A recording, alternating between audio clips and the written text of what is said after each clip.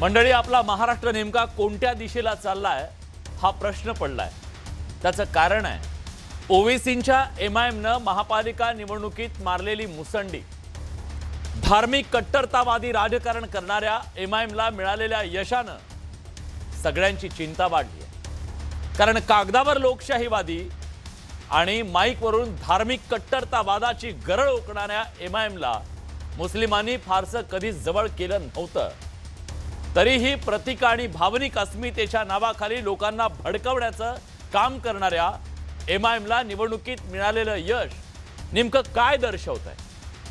मुस्लिमांच्या रागाचं आणि भीतीचं राजकारण करणारी एमआयएम मुस्लिमांना राजकीय पर्याय वाटू लागली आहे का? नांदेडमधून महाराष्ट्रात आलेली हैदराबाद एक्सप्रेस ओवेसींची संभाजीनगर मुंब्रा मार्गे मुंबईत दाखल झाली आहे। त्याचे सामाजिक आणि राजकीय परिणाम काय असू शकतात? आम्हीच मुस्लिमांचे खरे रक्षक आहोत असं सांगत तुमच्यावर कसा अन्याय होतोय, सगळे कसे तुमच्या विरोधात आहेत, याचा जप करणारा एमआयएम मुस्लिमांना आपला तारणहार वाटू लागलाय का? सेक्युलर काँग्रेस मुस्लिमांना जवळची का वाटत नाहीये? निवडणुकीच्या काळात ओवेसी बंधू महाराष्ट्रात आले। ओवेसी बंधूंच्या भाषणांमध्ये काय होतं? फक्त द्वेष, भीती आणि आम्ही विरुद्ध ते हा विभाजनकारी एक कलमी अजेंडा। सतत धार्मिक अस्मितेची, टोकाची, संघर्षाची राजकीय भाषा वापरणं ओवेसींच्या राजकारणाचा डीएनए आहे। आणि त्या आधारावर कायम लोकांच्या धार्मिक भावनांना हात घालून जुन्या दुखऱ्या जखमांची खपली काढून त्यावर राजकीय पोळ्या भाजणारा पक्ष मुस्लिमांना आपला उद्धार करता वाटू लागलाय का? शिक्षण, रोजगार, विकास हे मुस्लिम मोहल्ल्यातले आज गंभीर प्रश्न आहेत। त्याला धार्मिक कट्टरतावादाचं उत्तर असू शकेल का हो? कट्टरतावाद्यांना स्वीकारणं मुस्लिमांना प्रगतीकडे नेणार आहे की एका जाळ्यात अडकवणारं आणि काळाच्या मागे ढकलणारं? मुस्लिम धार्मिक ध्रुवीकरणाला बळी पडतायत की त्यांना इतर कुठला पर्यायच नाहीये म्हणून मजबुरीनं ते एमआयएमला स्वीकारतायत? एमआयएम मुस्लिम समाजासाठी पर्यायी राजकीय मॉडेल असू शकेल का? प्रश्न हाही आहे की एमआयएम सारख्या पक्षाला महाराष्ट्रात उभारी मिळणं किती धोकादायक आहे। कारण महाराष्ट्र ही शिवरायांची, फुले शाहू आंबेडकरांची भूमी आहे। इथं जर एमआयएम सारख्या पक्षानं पाय रोवले तर काय होईल? महाराष्ट्राला ते सामाजिक आणि राजकीय दृष्ट्या परवडणारं आहे का? इथल्या सामाजिक स्वास्थ्यासाठी ते योग्य आहे का? थोडा आकड्यात सांगतो म्हणजे तुम्हाला कळेल की एमआयएमच्या या राजकीय यशाला एवढं महत्त्व द्यायची काय गरज आहे। एमआयएमला मिळणारं जनसमर्थन किती मोठं आहे हेही तुम्हाला कळेल। 29 महापालिकांमध्ये एमआयएमचे 125 नगरसेवक निवडून आलेत। ही संख्या राज्यातल्या राष्ट्रवादी काँग्रेस, शरदचंद्र पवार पक्ष आणि मनसेपेक्षा जास्त आहे। अनेक महापालिकांमध्ये ते निर्णायक किंगमेकरच्या भूमिकेत आहेत। तर संभाजीनगरमध्ये त्यांचा विरोधी पक्षनेता असणार आहे। एमआयएमच्या या वाढीनं अनेकांना काळजीत टाकलंय। अनेकांना ही एका गंभीर राजकीय संकटाची साहूल वाटू लागली आहे। म्हणूनच सवाल घेऊन आलोय, मुस्लिमांना एमआयएम राजकीय पर्याय वाटू लागलाय। आणि या सगळ्या चर्चेत सहभागी होण्यासाठी आपल्या सोबत मान्यवर पाहुणे जोडले गेलेले आहेत।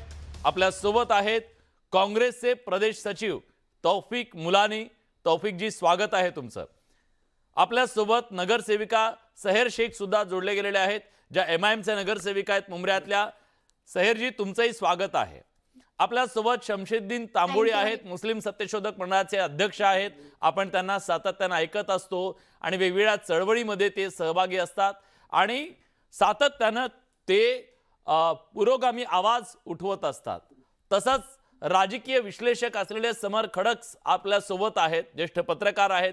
गेली अनेक वर्ष राजकीय विश्लेषण त्या राज्यातल्या विविध राजकीय घडामोडींचं ते करत असतात। आणि पैगंबर शेख आपल्या सोबत आहेत, जे मुस्लिम अभ्यासक आहेत। ते सुद्धा सातत्यानं पुरोगामी भूमिका, सेक्युलर भूमिका ती मांडत असतात। त्यामुळे आपण सुद्धा त्यांना चर्चेत बोलवलेलं आहे। पण आज मी चर्चेची सुरुवात करणार आहे समर खडस यांच्यापासून। ती याच्यासाठी कारण जे आकडे आपल्या हातात आलेले आहेत त्या आकड्यांना राजकीय महत्त्व देऊन त्याच्यावरती डिबेट करावा, त्याच्यावरती चर्चा करावी, मंथन करावं आणि त्याचा अर्थ समजून घ्यावं, इतकं हे मोठं यश आहे का, पहिला प्रश्न. आणि हे आकडे जे दिसत आहेत त्याचा राजकीय अर्थ काय, हा बदल तुम्हाला जाणवतोय का, ही चाहूल दिसतीये का वेगळ्या बदलाची? नाही, मला असं वाटतं की आकडे मोठेच आहेत आणि विशेषतः त्यांची तुलना तुम्ही जेव्हा राष्ट्रवादी काँग्रेस पक्ष म्हणजे शरद पवार, मनसे अशा मोठ्या राज्यातल्या पक्षांशी करतात तेव्हा ते अधिक मोठे दिसतात आणि यात काही वादच नाही. आणि अशा पक्षाला अशा पद्धतीचं समर्थन मिळणं हे चिंताजनक आहे, याच्यात काहीच वाद नाही.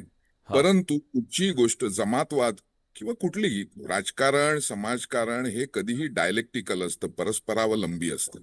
जेव्हा एका बाजूचा जमातवाद वाढतो तेव्हा दुसऱ्या बाजूचाही जमातवाद वाढतो.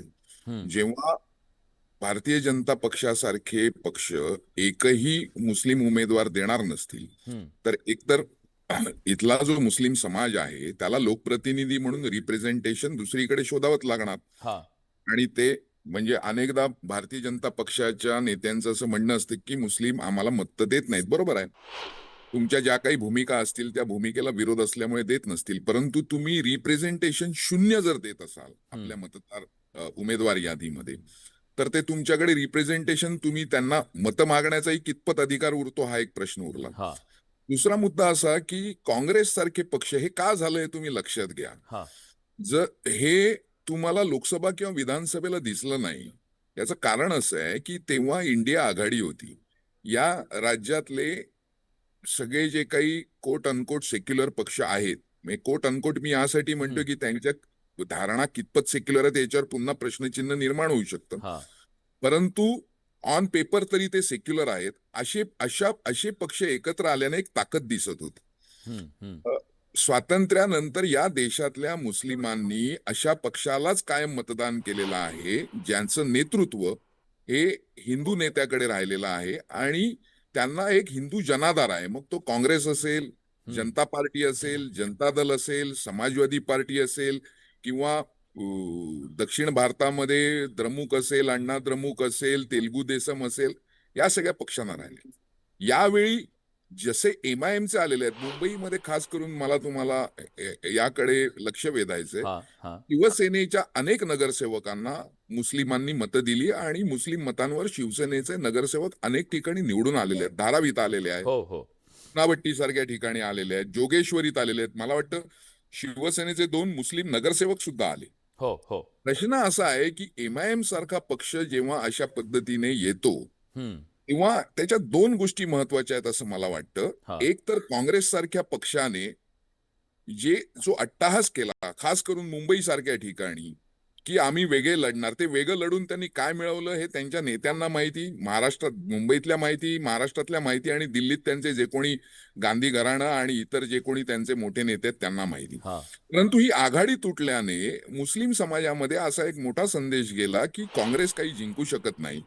ज्या ठिकाणी शिवसेनेची ताकद होती त्या ठिकाणी त्यांनी शिवसेनेला दिलं. ज्या ठिकाणी मुस्लिम बहुल इलाके आहेत त्या ठिकाणी काँग्रेसचे 15 नगरसेवक निवडून आले मुंबईमध्ये आणि 8 एमआयएमचे आले. त्या ठिकाणी त्यांनी हे 2 चॉईस निवडले. आता प्रश्न असा आहे की हे सगळं राजकारण, आपण सेक्युलरिझमचं जेव्हा गोष्ट करतो तेव्हा सेक्युलरिझम हा सर्वव्यापी आणि सर्वसमावेशक असला पाहिजे. काँग्रेसच्या अशा 3-4, आम्ही याची बातमी केली होती आमच्या वर्तमानपत्रामध्ये महाराष्ट्र टाइम्समध्ये, की काँग्रेसच्या उमेदवार 3-4 महिला मुस्लिम उमेदवार होत्या आणि स्वागतार्ह बाब आहे महिला मुस्लिम उमेदवार असणं. त्यांचे चेहरेही दिसत नव्हते असा त्यांनी नकाब घातलेला होता. किंबहुना त्यांच्या प्रचार साहित्यावर त्यांच्या वडिलांचे, नवऱ्याचे किंवा भावाचे फोटो होते. प्रचार सभांमध्ये सुद्धा त्या महिला गेल्या नाहीत. आता हा सुद्धा जो भाग आहे ना की सेक्युलरिझम हा, जर आपण सेक्युलरिझमचा खरा अर्थ काय हे जर आपण मुस्लिम समाजालाही समजावणार नसू तर त्याची दुसरीकडे दुसरी रिएक्शन समोरनं हिंदू समाजात येते जी आज आलेली आणि 14 पासून ती आपण बघतो त्याचं राजकीय परिवर्तन झाल्यावर काय होतं ते. बरोबर. त्याच्यामुळे हे धोकादायक तर आहेच. दोन्ही बाजूचा जमातवाद वाढणं, यातनं कधीही शांतता राहत नाही. आणि विकास म्हणून जे काय आपण म्हणतो त्याला म्हणजे ते मोठे प्रोजेक्ट घेणं हे नाही, विकास हा शेवटी माणसांचा असतो. हा तर तो माणसांचा विकास जर अशा धर्मांध राजकारणाने त्याला खीळ बसणार असेल, तर ते कुठल्याही शहरासाठी, राज्यासाठी, देशासाठी खचितच चांगली गोष्ट नाही, असं माझं स्पष्ट मत आहे. नक्कीच. दोन महत्त्वाचे मुद्दे तुम्ही मांडलात. एक म्हणजे कट्टरतावादातून कट्टरतावाद जन्माला येतो हा मुद्दा महत्त्वाचा, आणि दुसरं म्हणजे काँग्रेस कुठंतरी कमी पडते. तौफिकजी आपल्यासोबत आहेत. तौफिकजी, तुम्ही सुद्धा या सगळ्या समाज घटकामध्ये फिरत असताना ही गोष्ट तुम्हाला जाणवली का? विशेषतः मी उदाहरण देतो. संभाजीनगरमध्ये काँग्रेसचं तिथलं केडर आपल्याला जिंकून देऊ शकतं हा विश्वासच नव्हता, आणि म्हणून तिथं MIMला त्यांना स्वीकारण्याशिवाय पर्याय नव्हता, अशी एक मांडणी तिथं स्थानिक पातळीवरून करण्यात आली. मुंबईत सुद्धा विशेषतः स्ट्रॅटेजिक वोटिंग केलं गेलं, आणि नेहमी मुस्लिम समाज करतो हेही मांडणी त्याची केली जाते, आता समरजींनी सुद्धा सांगितलं. पण मुस्लिम समाजाला तो विश्वास देण्यात काँग्रेस कमी पडतंय का, की आम्ही आहोत? विलासजी, तुम्ही आता खडस साहेबांनी चांगल्या प्रकारे आता आपलं विश्लेषण केलं, पण तुम्हाला जे वाटतं की काँग्रेस पक्ष हा मतदारांना आश्वस्त करण्यामध्ये कमी पडतोय असं आपल्याला वाटत असेल तर ते चुकीचं आहे. बर आपण जर विचार केला तर आपण पाहिलं असेल की आज पुणे ठिकाणी असेल, कोल्हापूर असेल, सोलापूर असेल, चंद्रपूर सुद्धा असेल, काँग्रेस पक्षाचे अनेक नगरसेवक आपल्याला निवडून आलेले एक मुस्लिम धर्माचे दिसत आहेत, नाही सर, समाजाचे दिसत प्लीज आहेत. प्लीज थोडंसं आणि थोडंसं पूर्णपणे काँग्रेसला नाकारलंय असं म्हणत नाहीयेत. या सगळ्यामध्ये MIMचा उदय होणं किंवा त्यांनी मुसंडी मारणं, याच्यात काँग्रेस कमी पडतंय का हा मुद्दा आहे. बरं, त्या मुसंडीकडे कसं पाहता तुम्ही? कमी पडताय हा मला भाग सोडून द्या.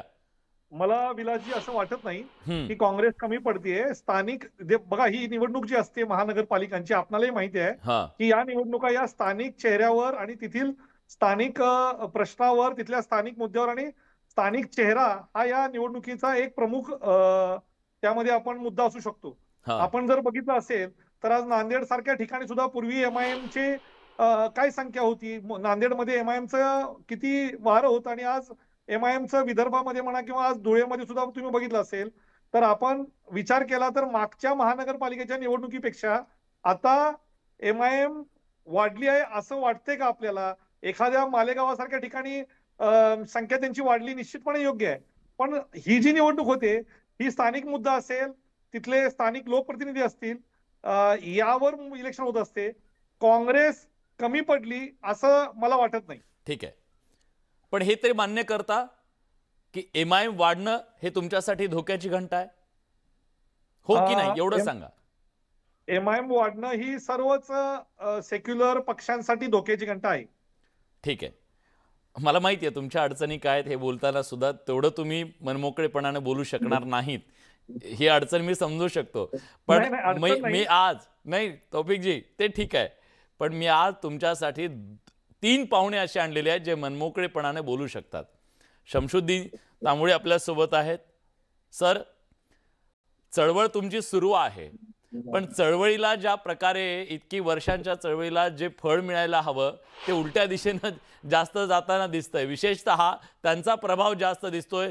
जे कट्टरतावादी, भावनिक ह्याला जुन्या खपल्या काढणाऱ्या, मी ही सगळी मांडणी सुरुवातीला केलं, त्यांचं पारडं जरा जास्त जड दिसतंय आणि लोकांचा कल तिकडे दिसतोय. असं का होतंय? तुमचं विश्लेषण काय? विलासजी, आपण अगदी सुरुवातीला ज्या पद्धतीची एकूण प्रस्तावना केली आणि जोडीला समर खडस यांनी जे मांडणी केली यातील बहुतांश मताशी मी सहमत आहे. सर्वप्रथम तुम्ही ज्या पद्धतीने माझी ओळख करून दिली त्यातून एक निष्पन्न होतं की मी कोणत्याही धर्मवादी राजकारणाचं समर्थन करू शकत नाही. त्या पद्धतीने MIMचं सुद्धा मी हो. समर्थक नाहीये. होय सर. परंतु MIM ज्या पद्धतीने पुढे आलेली आहे हे धर्मनिरपेक्ष, एकात्म आणि लोकशाही मूल्यांसाठी धोकादायक आहेच. पण ही परिस्थिती निर्माण होण्यासाठी जी परिस्थिती निर्माण झालेली आहे त्याचाही विचार केला पाहिजे. दुसरी गोष्ट, MIM ला मतदान ज्यांनी केलेलं आहे ते मुस्लिम बहुल भागामध्ये झालेलं आहे. आणि त्याचबरोबर MIMच्या सोबत त्यांचा एक उमेदवार म्हणून दलित उमेदवार सुद्धा निवडून आलेला आहे. अनेक ठिकाणी MIMची अन्य पक्षांसोबत युती सुद्धा झालेली आहे आणि अन्य धर्मवादी राजकीय पक्षांनी MIMचा वापर हा मतांची विभागणी करण्यासाठी, प्रतिस्पर्ध्यांना पाडण्यासाठी केलेली आहे आणि MIMचा उमेदवार निवडून येऊ नये अशीही आंतरिक इच्छा बाळगलेली आहे. या आजच्या धोक्याच्या परिस्थितीमध्ये भारतीयांनी खर तर अंतर्मुख होऊन आत्मपरीक्षण केलं पाहिजे आणि देशाचं भवितव्य कोणत्या दिशेने आपण घेऊन जातोय हे सुद्धा पाहायला पाहिजे.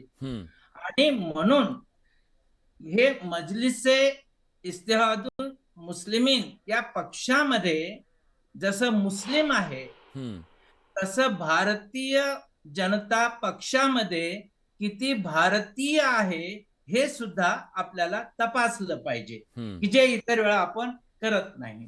MIMचा तर धोका आहेच आहे, पण इतर धर्मवादी पक्षांचा भारतीयांना धोका नाही.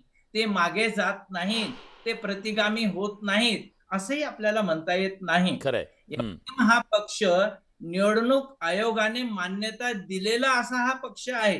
त्यामुळे त्यांनी आपले उमेदवार उभे करणं आणि राजकीय वर्चस्व वाढवणं हे त्यांच्या दृष्टीने स्वाभाविक आहे. पण जेव्हा आम्ही काँग्रेस मुक्त भारताची भाषा करतो तेव्हा एका बाजूने दाबलेला फुगा दुसऱ्या बाजूने असा फुगून येतो. त्या पद्धतीने हा MIM पुढे आलेला आहे. आता या गोष्टीकडे क्रिया म्हणून पाहायची का एकूण परिस्थितीची प्रतिक्रिया म्हणून याकडे पाहायचं, हा सुद्धा एक महत्वाचा भाग आहे. खूप महत्वाचा मुद्दा तुम्ही मांडला. एका बाजूला दाबलं की फुगा दुसऱ्या बाजूनं फुगून बाहेर येतो, अशा प्रकारची मांडणी तुम्ही केली. म्हणजे ही प्रतिक्रिया आहे असं तुमचं म्हणणं आहे. सहेर शेख आपल्या सोबत आहेत. सहेर जी, मेरी आवाज आप सुन पा रहे? तुम्हाला मराठी बोलता येईल ना? जी आ रही है, मराठी समझ आती है, थोड़ा सा ग्रामॅटिकल ठीक आहे, काही हरकत नाही, काही हरकत नाही. चाहूंगी की अगदी तुम्हाला जसं कम्फर्टेबल असेल तसं तुम्ही मराठीत बोला, काही अडचण नाही. तुमचं भाषण ऐकलं, तुम्ही अगदी विजयानं सदगदित झाला होतात. तुम्ही निवडून आलात त्याच्याबद्दल तुमचं अभिनंदन, त्याच्याबद्दल काही दुमत नाहीये. पण तुमचे इरादे मात्र फार वेगळे दिसत आहेत. तुम्हाला सगळे दुश्मन संपवायचे आहेत आणि तुम्ही असंही म्हणालात की संपूर्ण मुंब्रा हिरवा करायचा आहे. तुमच्या त्या सगळ्या राजकीय वाटचालीला तुम्हाला शुभेच्छा असतील कदाचित. पण मुद्दा हा आहे की तुम्हाला असं वाटतं का की लोकांनी तुम्हाला इतकं जनसमर्थन का दिलं? MIMला एवढं लोक समर्थन का देत आहेत? काय तुमचं आकलन आहे त्याबद्दलचं? जी, first of all thank you very much. बहुत बहुत शुक्रिया आप लोगों का ये इज्जत देने के लिए और अपना वक्त देने के लिए, हमारी विचारधारा को समझने के लिए. क्योंकि कई बार ऐसा होता है कि मीडिया के अपने खुद के दिमाग का एक मयार होता है, एक लिमिट होता है हर इंसान का, तो वो उस लिमिट तक ही सोच सकते हैं और आप सामने वाले इंसान के दिमाग की सोच को हमेशा जज और अज्यूम नहीं कर सकते. तो ये जो कल से एक स्टेटमेंट वायरल हुआ है, पूरा मुमरा को मैं हरा रंग देना चाहती हूँ, वो स्टेटमेंट प्योरली मुमरा के पॉलिटिकल लेवल पे बोला गया था और वो इसीलिए बोला गया था क्योंकि मेरी पार्टी का झंडा हरा कलर का है. अगर मेरा झंडा भगवा होता तो मैं भगवे से रंगती मुमरा को इंशाल्लाह. बट क्योंकि मेरा झंडा है, मैं पॉलिटिकल पार्टी से बिलोंग करती हूँ, तो मेरी मंशा है मन की कि मैं, और वो एक पन था, वो सैटायर था, पूरा का पूरा रंगना चाहती हूँ का ये मतलब नहीं कि हर घर हरा ही हो. उसका मतलब ये है कि आज हम 5 सीटें जीते हैं, अगले आने वाले चुनाव में इंशाल्लाह हम और ज्यादा सीटें चुनकर लेकर आए, ये हमारी कोशिश थी. अब उसको नेशनल मीडिया ने किस तरीके से दर्शाया है एक फॉल्स नैरेटिव के तहत, वो फिर मीडिया का लुकआउट है. बट मेरा स्टेटमेंट का मतलब ये था. नाही, झाडं लावून आम्ही सगळे हिरवगार करू असं म्हणलं असतं तर जास्त आवडलं असतं सगळ्यांना कदाचित. बरं ठीक आहे, तुमचा प्रश्न आहे. पण मला एक सांगा, एवढा प्रतिसाद तुम्हाला जो मिळतोय त्याचं कारण काय बरं? MIM एवढं यशस्वी का होत आहे? तुमचं काय आकलन काय तुमचं? तुम्हाला काय वाटतं?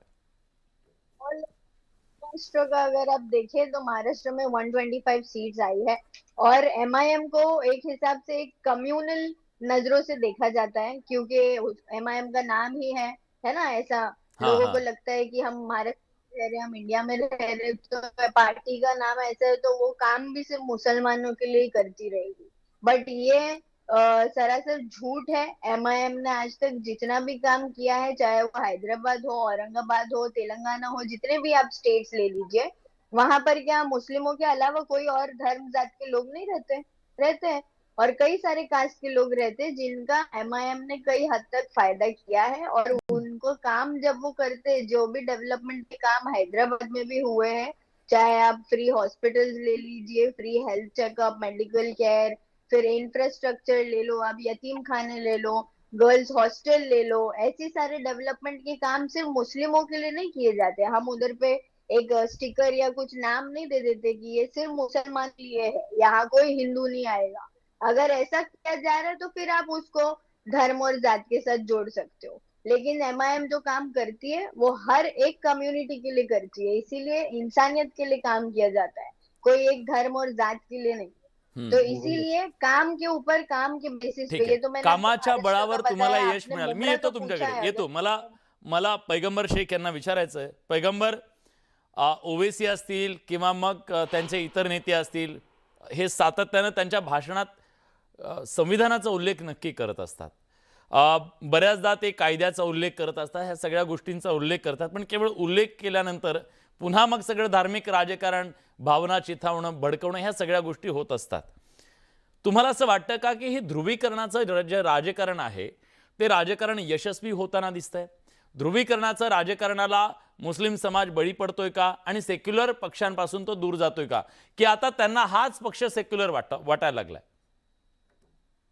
मुळात विलास बडे सर, आपण या मागचं राजकारण समजून घेतलं पाहिजे की काय आहे. हम्म. आता त्या सन्माननीय सहर शेख यांनी सगळा मुंबरा हिरवा व्हायला पाहिजे अशा पद्धतीनं त्यांच्या भाषणामध्ये त्यांनी वक्तव्य केलं. जर त्यांना राष्ट्रवादी काँग्रेस शरदचंद्र पवार यांच्याकडून उमेदवारी मिळाली असती तर त्यांनी हर घर तुतारी आणि रामकृष्ण हरी असं बोलायलाही कमी केलं नसतं. तर हे राजकारण आहे, राजकारणाच्या अंगाने पाहिलं पाहिजे मला असं वाटतं. हा. 29 महानगरपालिकांमध्ये निवडणुका झाल्या, त्याच्यामध्ये 3,48,00,000 मतदारांनी जो आहे तो आपला हक्क बजावला. त्याच्यामध्ये साधारण 1425 जे उमेदवार आहेत हे भाजपचे निवडून आले. तर भाजप जो आहे तो उजव्या विचारसरणीचा पक्ष आहे, यांच्यापासून देखील आपल्याला धोका आहे. हे काही शिव फुले शाहू आंबेडकरी विचारधारेचे नाहीये, याच्यावर देखील खरं तर चर्चा व्हायला पाहिजे. मात्र ती होत नाही, हे देखील एक दुर्दैव आहे. एमआयएम हा खूप मोठा धोका आहे वगैरे असं म्हणण्याची काही गरज नाहीये, कारण असाच टेंगुळ जो आहे तो 2011ला देखील महाराष्ट्रामध्ये आला होता. त्यांचे अकबरुद्दीन ओवेसी यांची भाषणं खूप मोठ्या प्रमाणामध्ये व्हायरल झाली होती आणि त्याच्यानंतर मुस्लिमांचा मसीहा वगैरे अशा पद्धतीचे जे वल्गना करण्यात आल्या होत्या. 2017 मध्ये यांचे 81 नगरसेवक निवडून आले आणि 2025 मध्ये आता 125 नगरसेवक निवडून आले. मात्र विलास बडे सर, याच्यामध्ये एक गोष्ट मला सांगायची आहे की याच्यामध्ये 6 नगरसेवक जे आहेत ते नॉन मुस्लिम देखील निवडून आलेले आहेत. आता आपण छत्रपती संभाजीनगर मध्ये सांगतोय तर 3 नगरसेवक तिथे जे आहेत ते नॉन मुस्लिम निवडून आलेले आहेत. त्यानंतर नागपूरमध्ये 2 नगरसेवक जे आहेत ते नॉन मुस्लिम निवडून आलेले आहेत. मुंबईमध्ये 1 नगरसेवक जे आहेत ते नॉन मुस्लिम निवडून आलेले आहेत. तर या सगळ्या गोष्टींवर देखील बोललं पाहिजे आणि या गोष्टी सेक्युलर बनतीये. ऐका ना, एक मिनिट, की एमआयएमचं महाराष्ट्रामध्ये इस्लामीकरण करायचं, एमआयएमचं महाराष्ट्रामध्ये शर्यतकरण करायचं, काय एमआयएमचं महाराष्ट्रामध्ये शिव फुले शाहू आंबेडकरीकरण करायचं, हे महाराष्ट्रातल्या मराठी मुसलमानांनी विचार करायचंय. मला आजपर्यंत एमआयएमचा एकही प्रवक्ता मराठी बोलताना भेटत नाही. ही सगळ्यात मोठी शोकांतिका आहे. एमआयएम महाराष्ट्रातला हा आमच्यासाठी काही धोका वगैरे नाहीये. आम्ही बरेचसे जे शर्यतवादी तुमच्यासारख्या लोकांना अप्रोच का करत नाही ते? म्हणजे असं साधारण सांगतोय की मांडणी करताना त्यांच्या भाषणांमध्ये सुद्धा काहीतरी बदल झाला पाहिजे, धार्मिकच सगळं मांडणी म्हणजे हे का असतं? मुळात ओबीसीमुळे इथल्या मुस्लिम समाजामध्ये काय फरक पडला? ओबीसी ही संसदेमध्ये मुद्दे मांडतात. ट्रिपल तलाकच्या विरोधामध्ये त्यांनी मुद्दा मांडला, मात्र ट्रिपल तलाकमुळे किती महिलांना त्रास झाला याच्यावर ते बोलतात का? शर्यत की एक ईट निकाली जा रही थी वगैरे बोलले त्यांनी. मात्र शर्यत सगळ्या देशांमध्ये एक आहे का? ह्या सगळ्या गोष्टी ओबीसी एवढे हुशार बॅरिस्टर असताना 50दा संविधानाचं नाव घेणारे ओबीसी त्यांच्या एक नगरसेविका ज्या आहेत त्या मुंब्रामध्ये सहर शेख नावाच्या निवडून आल्या आणि हे जे काही विजय आपल्याला मिळाला आहे हे अल्लाहमुळे मिळाला आहे अशा पद्धतीचं जे ते भाषणामध्ये बोलतात. हा विजय हा अधिकार तुम्हाला संविधानामुळे मिळालाय हे सांगायला लाज वाटते का? हा माझा प्रश्न आहे त्यांच्यासारख्या नगरसेवकांना. एकीकडे ओबीसी संविधान संविधान म्हणून बोलतात आणि दुसरीकडे त्यांच्या नगरसेविका त्यांच्या भाषणामध्ये एकदाही संविधानाचा उल्लेख करत मी नाही. पटकन मला असं छोटीशी वाटतं कमेंट की- घेतो. सह्याद्री जातील नंतर कदाचित. सह्याद्री जातील. सह्याद्री ऐकलं तुम्ही ते काय म्हणाले? प्रत्येक गोष्टीला धार्मिक तुम्ही नावं घेऊन त्या ठिकाणी हे केलं. संविधानाबद्दल चकार शब्द का काढत नाहीत? तुम्ही आता इथं बसलात, नगरसेवक झालात, हे सगळं बाबासाहेबांच्या संविधानामुळे आहे, या देशाच्या संविधानामुळे आहे. Of course, I agree with that and I accept it, whatever you were saying. पैगंबर भाई को मैं ये बताना चाहती हूँ कि तुम्हाला कोणी सांगितलं आम्हाला आणि आमच्या लोकांना मराठी नाही येत सर. सिर्फ प्रॉब्लेम ये है धन्यवाद कि मराठी ग्रामेटिकल बोलल्याबद्दल. मिस्टेक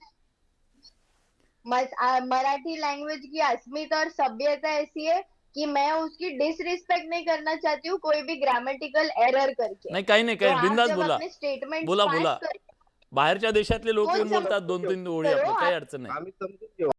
आम्ही समजून घेऊ. हो, कोई भी बात नहीं करते, बरोबर, आपण त्याच्यावर कोई नको. कुछ बोलता नहीं है. भाषणामध्ये और भाषणामध्ये तुम्ही संविधानाचं नाव का घेत नाही असा त्यांचा आक्षेप आहे. भाषणला का जज केलं माझ्या? का तुम्ही एकही भाषणला तुम्ही जज केलं? असं कसं? 3 दिन ही हुआ है निवडणूक होके, इलेक्शन के रिजल्ट आके 3 दिन में पूरे इंडिया ने मेरे को जज कर लिया कि नहीं किया. तो उसके पहले की सब स्पीचेस उठा के देखो. तुम इतना अपने लोगों को अगर समझ रहे हो, जान रहे हो, तो उसके पहले की स्पीचेस उठा के देखो. उसमें तुमको पता चलेगा कि इंडिया टीवी माझ्या 2:15 बजे से हम इंटरव्यूज दे रहे हैं, उनके इंटरव्यूज चेक करना. आप अपने स्टेटमेंट जारी करने के पहले पूरा होमवर्क करो और होमवर्क करने के बाद किसी के ऊपर एलिगेशन लगाओ. सर, तुम्ही इसको किती होमवर्क रिस्पेक्टफुली करून आला मैं हे डिबेट आम्हाला करना समजतं चाह रही थी, बट आता, आप ताई. शायद चाह तुम्ही तुमच्या निवडणुकीच्या नंतरचं पहिलं भाषण करता आणि निवडणुकीच्या नंतरच्या पहिल्या भाषणामध्ये संविधानाचा उल्लेख देखील करत नाही तुम्ही. निवडणुकीच्याच पहिल्या भाषणामध्ये तुम्ही संविधानाचा उल्लेख करत नाही तुम्ही. भगवान की तरफ से हमको मिली चीज है. अगर बोला जाता है अहो, भगवान तुम्ही का नाम लिया संविधानाचा जाता है, अगर उल्लेखच केला तुम्हारे नाही साथ तुम्ही जिंदगी में कुछ त्याच्यामध्ये. अच्छा हुआ है, मत तुम्हारे साथ जिंदगी तुम्हाला में कुछ अच्छा मतदानाचा हुआ, अधिकार अच्छा हो रहा संविधानामुळे है, मिळाला आहे त्याच्याविषयी बोललाच नाही तुम्ही ताई. कायनात का मालिक अल्लाह है. पूरी कायनात का मालिक भगवान है हिंदुओं के लिए. समझे? तो हर इंसान का धार्मिक रिश्ता होता है भगवान के साथ. मैं किसी भी नाम लूं, मैं भगवान नाही, बोलूं, मैं अल्लाह बोलूं, धर्म तुम तर आहे जज ना, तो करने तर वाले सगळ्यांसोबत आहे, पण संविधानाच्या बद्दलची काय भूमिका आहे? वो जो भाषण आपने देखा वो मेरी जीत के समारोह का भाषण था, जिधर हम हमारे लोगों का सत्कार कर रहे थे, उनको बुलाकर, जिन्होंने ठीक आहे. पूरे नाही, इलेक्शन म्हणूनच campaign तिथं के संविधानाचा process में उल्लेख हमारी होणं मदद की. गरजेचं होतं. सह्याद्री, माझा वेळ कमी आहे. हा, पैगंबरजी, एक छोटीशी कमेंट, मला समर खडस यांच्याकडे जायचंय. छोटीशी कमेंट. मला हेच सह्याद्रीताईंना म्हणायचं होतं की निवडून आल्यानंतर, जिंकून आल्यानंतरचं तुमचं पहिलं भाषण आहे. तुम्ही सर्वात प्रथम नाव जर कोणाचं घ्यायचं तर ते संविधानाचं घेणं अपेक्षित आहे. तुम्हाला मतदारांनी बहुमताने प्रचंड विजयी करून दिलं तर त्या संविधानाचे पहिल्यांदा धन्यवाद त्यांनी मानायला पाहिजे होते. अल्लाहचं तुम्ही आभार मानलेच पाहिजे, याच्याविषयी कोणाच्या मनामध्ये काही आक्षेपच नाहीये, कोणी बोलतच नाही. मात्र संविधानाचं नावच तुम्ही घेतलं नाही. दुसरी गोष्ट ही की जे शहर शेख म्हणतायत की बुवा मी ज्या पक्षाची आहे, जसे काही ते गेल्या 20 वर्षापासून त्या पक्षामध्ये आहेत अशा पद्धतीनं ते बोलत आहेत. त्यांना एमआयएम राष्ट्रवादी काँग्रेसकडून उमेदवारी मिळाली नाही आणि उमेदवारी मिळाली नाही म्हणून त्या एमआयएम मध्ये गेल्या आणि मग एमआयएम विषयी एवढे निष्ठावंत झाल्या त्या की ते हर घर जे आहे ते ग्रीन करण्यासाठी निघाल्या. हीच परिस्थिती जी आहे ती बऱ्याच ठिकाणी राष्ट्रवादी काँग्रेसमधून जे आहे ते भाजपमध्ये गेलेल्यांची आहे आणि भाजपमधून जे आहेत ते राष्ट्रवादी काँग्रेसमध्ये आलेल्यांची आहे. माझा हा प्रश्न आहे की हे जे धर्मांध पक्ष आहेत, ठीक आहे, पण आपण आशा करूया सह्याद्री, खूप छान झाडं लावा, सगळीकडे हिरवगार करा, मुंब्रावासी तुम्हाला नक्की दुआ देतील. मला समर खडसजींना विचारायचं आहे, या सगळ्याचे राजकीय परिणाम तुम्हाला काय वाटतं? याचा फायदा कोणाला, तोटा कोणाला एमआयएमच्या वाढीचा? एमआयएमच्या वाढीचा फायदा इथे भारतीय जनता पक्षाला होणार. ते मुस्लिम जमातवाद वाढला की त्याचा फायदा हिंदू जमातवादाला होणार आणि भारतीय जनता पक्षाच्या वाढीचा फायदा MIM ला होणार. हम्म, हे तर ऑब्विस आहे. म्हणजे त्याच्यात काय दुमत असण्याचं कारण नाही. हम्म, परंतु मला असं वाटतं की अ, असे पक्ष का वाढतात हे मी म्हणजे जो मगाशी म्हणलेला मुद्दा आहे हम्म, की हे इतकी याची उत्तरं सोपी आणि थोड्या वेळात निघण्यासारखी नाहीत. हम्म, आणि या देशामध्ये स्वातंत्र्यानंतर ज्या पद्धतीचं राजकारण केलं गेलं, काँग्रेस पक्षाने ज्या पद्धतीचं राजकारण केलं, म्हणजे इथे हिंदू कोड बिल बाबासाहेबांनी आणलं, परंतु इथे मुस्लिम कायदा कोडिफाय करण्याचे जे प्रयत्न काँग्रेसच्या पुन्हा कोट अनकोट सेक्युलर नेत्यांकडनं काहीही प्रयत्न झाला नाही. त्यातनं इथे हिंदुत्ववादी मंडळींना, मुस्लिमांना त्यांचं लांगुल चालन केलं जातं. म्हणजे त्यांना खरं तर शिक्षणामध्ये, नोकऱ्यांमध्ये काही प्रतिनिधित्व नव्हतं, तरी केवळ त्यांना 4 बायका करता येतात, तलाक तलाक तलाक म्हणून डिवोर्स देता येतो, याच्यावरती राजकारण करून त्यांनी आपला बेस वाढवला. आणि इथल्या मुसलमानांना ते समजलं नाही. त्यांच्यामध्ये जसं इकडे हिंदू जमातवाद वाढायला लागला, तसं मुस्लिमांमध्येही कट्टरपंथी अनेक संघटना, विविध प्रकारच्या संघटना धर्माच्या नावाखाली काम करत होत्या. हा, तुम्ही आजपासून जर 50-60 वर्षांपूर्वीचं मुस्लिम घरातलं वातावरण आणि आजचं वातावरण जर बघितलं तर याच्यामध्ये जमीन आसमानाचा फरक झालेला आहे. त्यामुळे हे सुद्धा आपण तुमचं बघायला म्हणणं आहे लागेल. की ही थेट रिॲक्शन आहे नाही, आणि मला ही अजून एक रिॲक्शन मुद्दा नाही, मला एक मुद्दा अजून सांगायचा आहे हा. की या ज्या ताई बोलतायत त्या तरुण आहेत, त्या शिकतील राजकारण. परंतु प्रश्न असा आहे की आपण आता जोहरान मामदानींसारखे जे तरुण आहेत, जे इंटेलेक्च्युअल आहेत, ज्यांची आई मीरा नायर आहे, ज्यांचे वडील महमूद मामदानींसारखे इतके विद्वान लेखक प्राध्यापक आहेत, आता त्यांनी जेव्हा न्यूयॉर्कच्या मेयर पदाची शपथ घेतली, त्यांनी सुद्धा कुराणावर हात ठेवून शपथ घेतली ना. हा, हा, कुराणावर हात ठेवूनच घेतली ना. किंवा अमेरिकेचा राष्ट्राध्यक्ष जी घेतो ती बायबलवर हात ठेवूनच शपथ घेतो ना.